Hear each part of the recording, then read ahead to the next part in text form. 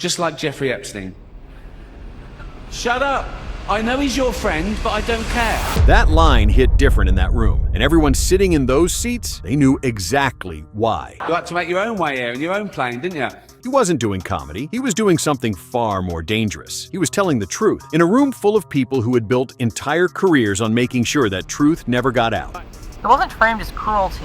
It was framed as tradition. Tradition. That's the word they used. And once you understand what that tradition actually was, what these people were allegedly consuming in the name of staying powerful, staying young, staying untouchable, you're going to understand why Ricky Gervais standing on that stage wasn't just brave. It was necessary, and it's going to reframe everything you thought you knew about Ellen DeGeneres. But here's what nobody is connecting. Let's start at the beginning. Because before the Epstein files started dropping, before celebrities started selling their homes at a loss and quietly relocating to countries with no extradition treaties, before the internet started connecting dots that the mainstream media refused to touch, there was one man standing on the biggest stage in Hollywood, microphone in hand, looking directly at the most powerful people on the planet. And he was smiling. Ricky Gervais, British comedian, writer, creator, and apparently the only person in that entire room who wasn't afraid. When they said, do you want to host the Golden Globes? All that stuff I said in the show was true. I said, I'm going to write my own jokes. Right? And I thought, who do I pander to? The 200 richest people in the room, or the 200 million people watching at home who aren't winning awards, who aren't millionaires? 200 million people watching at home. That was his audience. Not the celebrities, not the studio heads, not the producers, the people at home, the ones who weren't in on it, the ones who had no idea what was actually happening behind those glamorous closed doors. And what was happening? Well, that's exactly what we're getting into today, because this story goes so much deeper than awards show jokes. This is about a pattern, a ritual, an alleged obsession that runs through the very top of Hollywood's food chain, and we mean that in the most disturbing way possible. Ricky had been dropping breadcrumbs for years. Go back and watch every single Golden Globes appearance he made. Watch the room, watch the faces, watch who laughs and who goes completely, uncomfortably still. Asking you back to do those awards, and the actual actors and actresses in the audience, they look terrified at the idea of you mentioning their name. Did you feel that? Did, and I noticed it the first time. I didn't get it. Like, one of the first one I did it, people would come up and say, what are you going to say about me? I think, why do you care? I only go after their public behaviours.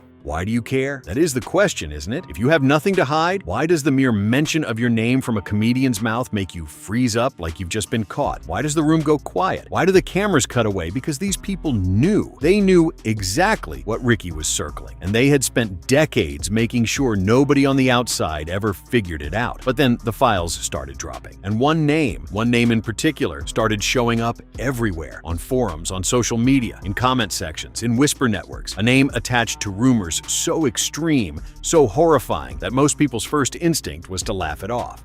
Now let's talk about Ellen, and I want you to stay with me here because this is where things get genuinely unsettling. Ellen DeGeneres built her entire public image on being warm, approachable, funny, the kind of woman you'd invite into your living room every single afternoon for years, and millions of people did exactly that. She was America's daytime sweetheart, the woman who told everyone to be kind, the woman with the infectious dance moves and the easy laugh. But behind that image, allegedly, something very, very different was happening. We're going to talk about the obsession, not with fame, not with money, but with something far more primal: youth, vitality, power, and the alleged belief, documented in witness accounts that have been circulating since the Epstein files started dropping, that these things could be taken, absorbed, consumed. She believed consumption was transformation, that youth could be taken in, that vitality could be absorbed.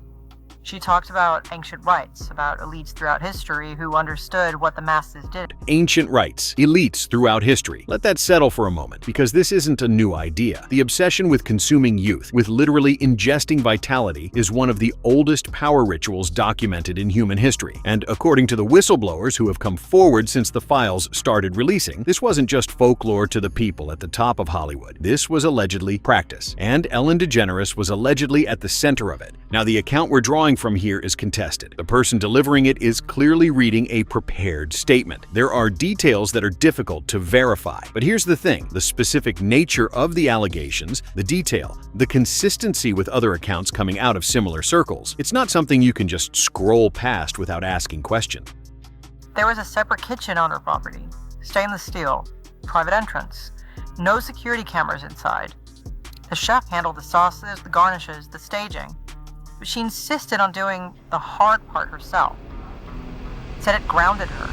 Said it made the energy right. Without asking, separate kitchen, no security cameras, a personal chef trained in Paris who wasn't allowed anywhere near the main course. And Ellen, according to this account, insisted on handling it herself because it grounded her, because it made the energy right. Now, what does that mean? What does it mean when someone says consuming something makes the energy right? What energy are we talking about? Because the witnesses who have come forward have been very specific about what they believe was on the menu. And it connects directly to this alleged obsession, this ritual pursuit of youth and vitality that supposedly runs through the highest levels of Hollywood. She wore a chef's hat like it was a crown. A crown. That single detail tells you everything about how this person allegedly viewed what they were doing. This wasn't about hunger. This wasn't about appetite. This was about dominance, about power, about the belief that what they were consuming was making them more, keeping them younger, keeping them sharper, keeping them in the circle. And that circle, that's the part Ricky Gervais had been warning about for years. Here's where the story gets even darker, because this wasn't allegedly just a private obsession. According to the account circulating, it was social, it was shared, and sharing it, that was the point.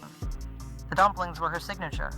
All right, so saying that the dumplings were something that she'd created and that inside of the dumplings, the filling was actually human flesh. Folded carefully, almost lovingly. Served at private dinners first. Studio heads, rising stars, political donors.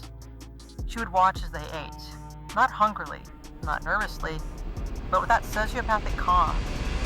Studying their faces. She watched them eat. She studied their faces, waited for the compliments, and then she smiled. Because here's the alleged genius of what was happening at those dinner tables. Once you ate, once you genuinely didn't know what you'd consumed and then found out, you were in. You were bound. You couldn't speak out without destroying yourself.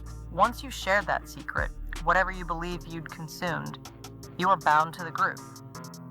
No one betrays a circle that can destroy them. No one betrays a circle that can destroy them. Read that again. This is allegedly how the most powerful people in entertainment kept each other silent for decades. Not through NDAs alone, not through legal threats alone, but through shared complicity in something so extreme that speaking out meant destroying yourself along with everyone else. And this connects directly back to Ricky Gervais, because this is exactly the system he was pointing at. Not just individual bad actors, the whole architecture, the entire machinery of silence. I'm going to write my own jokes, right? And I thought, who do I pander to? The 200 richest people in the room or the 200 million people watching at home? He chose the 200 million every single time. And the 200 in the room, they never forgave him for it. Now, the accounts also describe something that allegedly happened on Ellen's own show. Something so brazen, if true, that it almost defies comprehension. She even brought the dumplings to a few tapings of her show. Homemade, she said with that psychopathic grin. Audience members lined up for samples. Crew grabbed them between segments. Performance wasn't on camera. And now, think about that alongside what we know from transcript 2, the pizza, the coded language, the way food kept showing up in the strangest, most specific contexts around the people connected to Epstein. Hey, Jeffrey, how are you?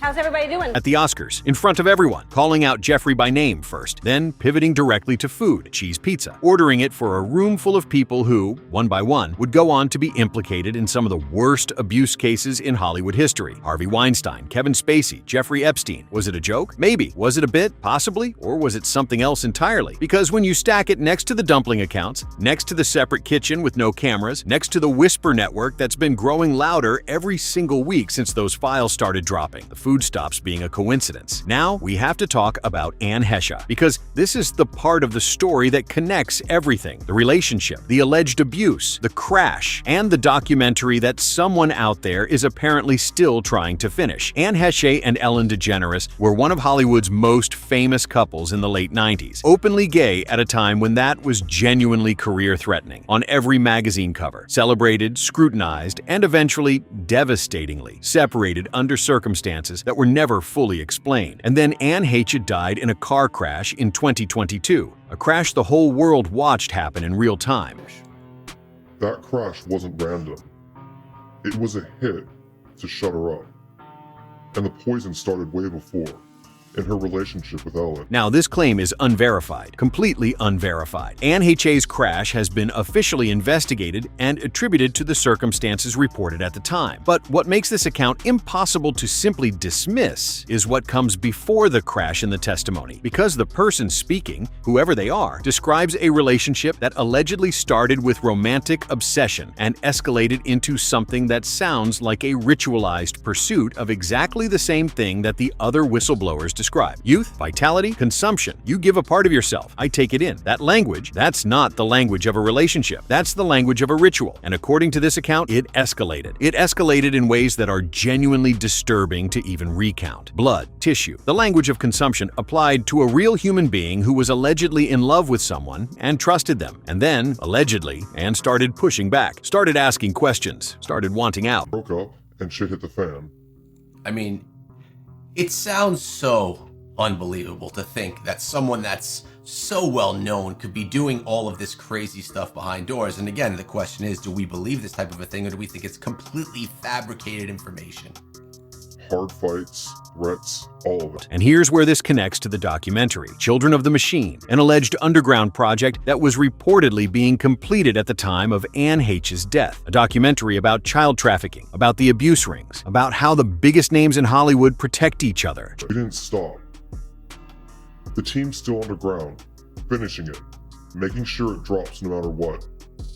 She didn't go through hell for nothing. She didn't go through hell for nothing. Whoever said that, wherever they are, they clearly believe that what Anne Heche knew was dangerous enough to get her killed. And whether or not you believe the most extreme claims in these accounts, the timing of her death, right as she was allegedly working on a project designed to expose trafficking networks, is something that deserves to be asked. Now let's zoom out, because this is where everything that Ricky Gervais spent years saying from that Golden Globe stage starts to look less like comedy and more like a roadmap. Ellen DeGeneres is currently in the UK. She left America, and according to multiple people online, it wasn't about politics. It wasn't about Donald Trump. It was about what she knew was coming. One person says that Ellen didn't flee America because of Trump. She fled because she knew that he'd release the file. And she's not alone. Look at the pattern that's been building since those files started dropping. Tom Hanks, radio silence, canceled appearances, his team advising him to stay away from any event where the public could ask him questions directly. Hanks canceled several appearances that were going to involve meet and greets with the audience and a full-on question and answer segment. It turns out that Hanks' entire team advised him to not attend these events in light of his recent comments about Trump and the DOJ after releasing over 3 million Epstein files. Now, the strategy for now is to essentially hide from fans. Oprah Winfrey, the woman who spent 30 years making sure the whole world could hear her voice, suddenly very, very comfortable staying out of the public eye.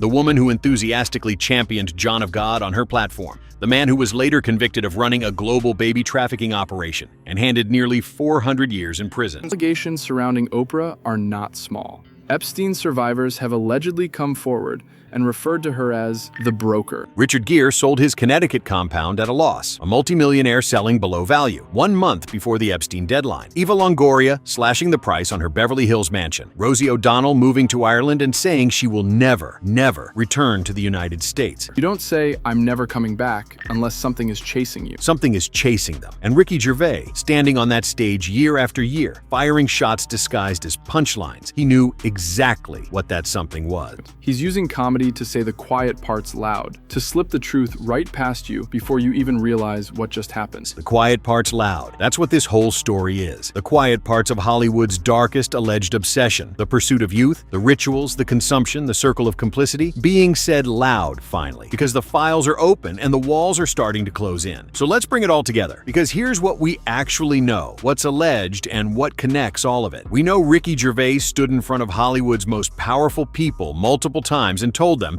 in plain language, dressed up as jokes, that they were exposed, that the things they thought were buried were coming out, that the people they thought were untouchable were not. We know Ellen DeGeneres has left the country. We know her name appears in a flight log connected to Epstein. We know her show set, according to Aaron Rodgers on Joe Rogan, bore a striking resemblance to the temple on Epstein's island. We know she called Jeffrey Epstein out by name at the Oscars while distributing food. We know her former DJ Twitch tweeted about her alleged pizza consumption consumption in numbers that nobody has ever been able to explain. And then there are the whistleblowers, the accounts, the descriptions of a separate kitchen with no cameras, the dumplings, the private dinners, the circle of complicity, the alleged belief, shared across multiple accounts, that youth and vitality could be taken in, consumed, that this wasn't cruelty, it was tradition. It wasn't framed as cruelty. It was framed as tradition. Tradition among elites who allegedly understood what the masses didn't, who believed that the key to staying powerful, staying young, staying at the top was something the rest of us would never know about. And Ricky Gervais, the man the room kept inviting back even though they were terrified of him, had been circling this for over a decade. Ricky Gervais was telling the truth to the most powerful room in the world, dressed up as a punchline. And not a single person. And more importantly, the people whose stories have been buried deserve to have them told. The files are still dropping. 70 to 80% of the documents are still sealed. What's already out has sent celebrities scrambling across continents. Imagine what's still coming. Drop your thoughts in the comments. Which name do you think is going to be the biggest reveal when those files fully open? And if you're not subscribed yet, you're going to want to be here when this story gets to its next chapter. Because it's not over, not even close.